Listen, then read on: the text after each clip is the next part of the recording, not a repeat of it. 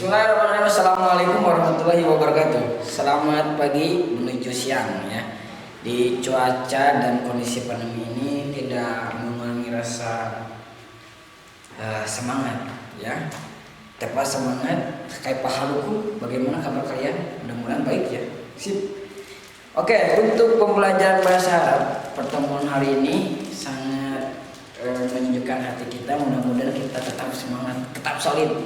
Jangan lupa sarapan, jangan lupa sholat duha, jangan lupa kalian saling membantu keluarganya atau di rumahnya termasuk bunda kalian ya. Jangan lupa membantu ya, mencuci piring, bersih-bersih, menyapu dan sebagainya. Jangan lupa itu ya, supaya apa? Supaya kalian bisa dikerjakan dalam segala halnya. Oke, kita lanjutkan. Kemarin yaitu al-istima, yaitu menerjemahkan dari bahasa Arab al-lughatul arabiyah ke dalam bahasa Indonesia. Jadi teman-teman masih ada yang membingungkan juga. Jadi saya tidak harus mewajibkan juga untuk kepada anak-anak kelas 5 menerjemahkan seluruhnya. Namun ini hanya input saja, alinea 1 dan alinea 2. Bahkan ada yang kelas 5 semuanya sampai beres ke halaman 6. Ya, saya ucapkan banyak terima kasih. Yang sudah hebat itu di kelas berapa ya? Sudah ada laporannya, yaitu laporannya di kelas 5B kalau nggak salah saudara Andika ya. Luar biasa ya, saya ucapkan banyak terima kasih kepada Andika yang sudah membereskan ke halaman ini ya.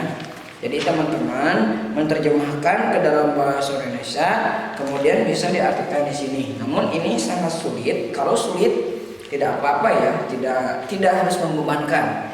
Karena saya akan bahas dan akan saya mempermudah. Jadi teman-teman hanya menggantikan saja. Namun untuk pelajaran hari ini yaitu tentang tata bahasa atau al-qawaid. Ya, ini bahasa Arab yang sudah diaplikasikan di pondok pesantren. Jadi saya menginginkan besar untuk para siswa dan siswi SD Aram itu bisa menjenjang selanjutnya itu ke pondok pesantren ya, kalau bisa ya. Di sini yaitu tata bahasa atau kata sifat atau kata naat. Anak tuh. Jadi teman-teman baca saja apapun yang ada petunjuknya. Untuk kelas 5 semuanya, mau itu 5A, 5B, 5C, semuanya baca petunjuknya saja. Naat itu apa sih Pak? Tinggal baca. Naat atau kata sifat adalah kata yang menunjukkan sifat kata sebelumnya. Contoh kata sifat adalah sebagai berikut. Kalian baca. Yang pertama wasi'un. Wasi'un yaitu artinya luas. Berarti wasi'un artinya luas. Yang kedua nadhifun artinya bersih. Yang keempat murattabun artinya rapi. Yang kelima mahirun artinya pandai. Kemudian dalam bab ini kita mempelajari kata sifat yang berkedudukan sebagai khobar. Jadi khobar itu apa sih? Khobar itu adalah kedudukan sebagai yang awal perintahnya. Itu akan dibahas lebih lengkapnya di pondok pesantren. Untuk itu ini mah hanya dibaca saja oleh kalian ya. Kemudian dan pada umumnya dalam keadaan nakiro, sementara mubtada'nya dalam keadaan makrifat yang terdiri atas isim isyarah dan isim makrifat. Pola kalimat ini adalah sebagai berikut. Jadi ini adalah contohnya: hada, hadihi, zalika, tilka ditambah al nakirah, kemudian ditambah isim, kemudian ditambah sifat. Ini adalah pembelajaran yang sudah ada di pondok pesantren. Namun untuk semuanya hanya cukup membacanya saja. Oke ya. Kemudian ya contohnya tentang naat, tentang sifat dalam bentuk kalimat. Yang pertama, hadzal baitu wasi'un, artinya rumah ini luas. Ulang ya, ini disebutnya kata naat. Mana naatnya? Wasi'un. Hadzal baitu wasi'un. hadal baitunya isim isaroh hadanya, al baitunya adalah isim, wasiunnya adalah naat. Di sini kalimat naatnya adalah wasiun sifatnya. Yang kedua, hadhil hadiqatu wasi'atun, artinya kebun ini luas. Itu ya. Jadi ini dua kalimat, mana naatnya? Wasi'atun artinya luas, menunjukkan kata naat atau sifat. Kemudian penggunaan kata sifat dapat juga menggunakan pola sifat mausuf. Itu dibahas di pondok pesantren. Takut Bapak memusingkan semuanya, jadi kalian cukup membacanya saja.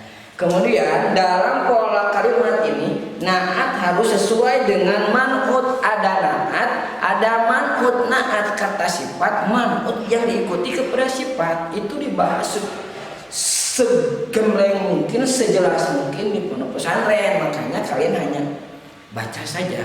Jadi naat itu cukup kata sifat, man'ut itu sifat yang diikuti atau orangnya, bisa ya. Kemudian dalam hal i'rab dan ma'rifat nakirohnya, contoh penggunaan pola kalimat tersebut adalah sebagai berikut. Ini contohnya, hada baitun wasi'un. Mana naatnya? Wasi'un. Mana man'utnya? Baitun. Kebetulan ini nama keterangan tempat. Ini adalah rumah luas. Naatnya wasi'un, man'utnya baitun. Kemudian nomor 2, hadihi hadiqatun wasi'atun. Ini adalah kebun yang luas. Hampir sama dengan yang awal tadi. Perbedaannya supaya membedakan, kalau di awal tadi menggunakan rumus alif lam disebutnya isim nakiro ya. Kalau ini mah yaitu menggunakan man'ut dan naat disebut sifat mausuf. Kalau orang tuanya paham dengan pondok pesantren, insya Allah menjadi pencerahan buat anaknya ya. Jadi tolong membantu ibunda yang sudah berpengalaman di pesantrennya, tinggal dimanfaatkan kembali kepada anaknya. Oke ya. Mudah-mudahan saya tidak terlalu cepat untuk menerangkannya. Oke, apa tugasnya? Tugasnya teman-teman lihat setiap petunjuk supaya bisa diaplikasikan. Ini at-tadrib latihan ketiga, do' na'tan manasiban fil makanil qarab. Isilah titik-titik dengan kata sifat yang tepat. Lihat ya. Nomor 1, Bapak akan kasih tahu terjemahannya saja. Kalian isi yang paling tepat. Nomor 1, lihat ya. Nomor 1, siap ya. Hadal maidanu. Hadal maidanu. Hadal maidanu.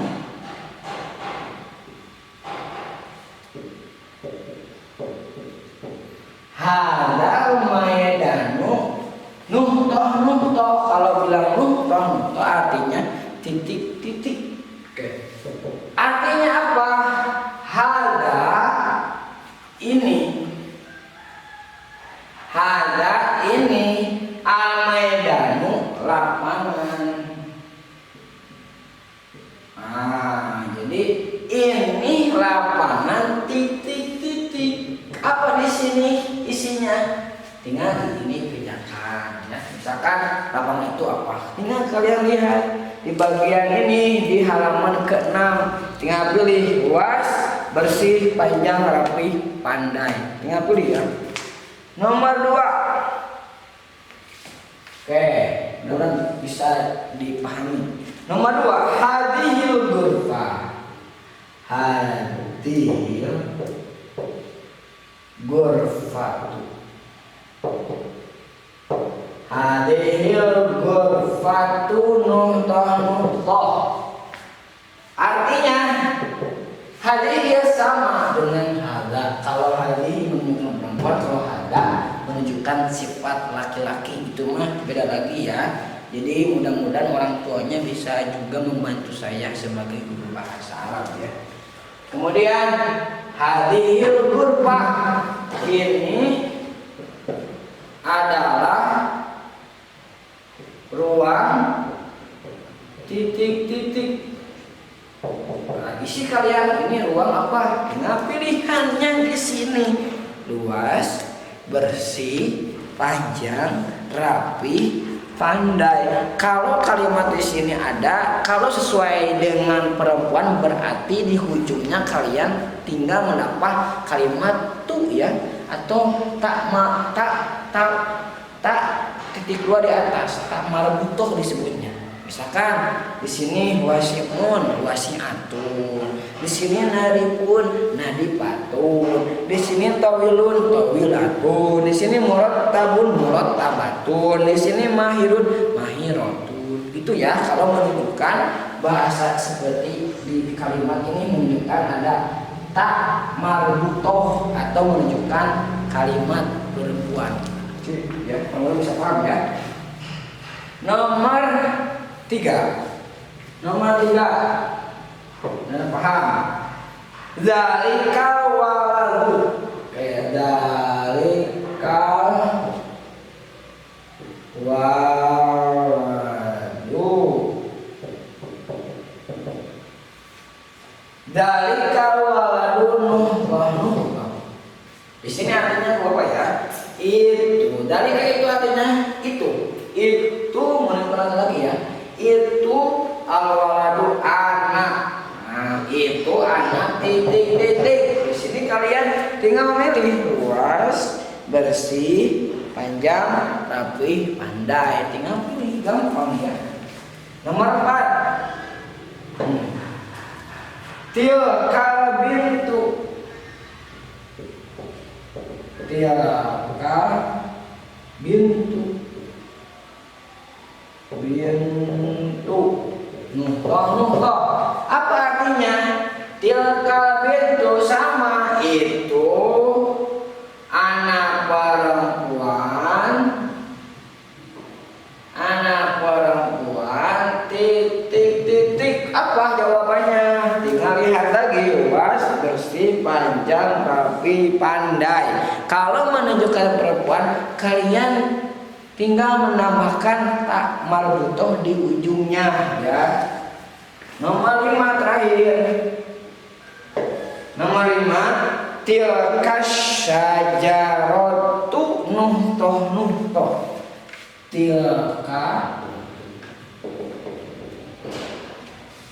syajaratu